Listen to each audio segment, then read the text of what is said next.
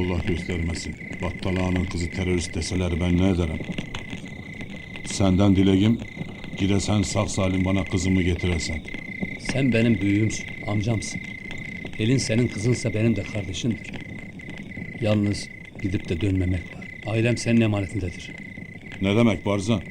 Onlar benim çocuklarım gibidir. Helin neyse, Keşe de öyledir. Sen onları hiç merak etme.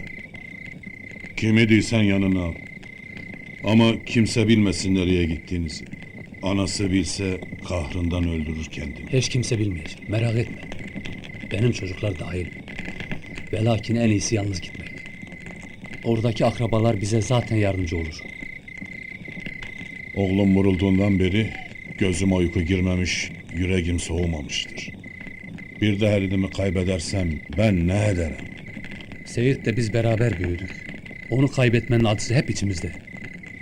Pelin kardeşimizin de acısını yaşamak istemeyik, tasan olmasın.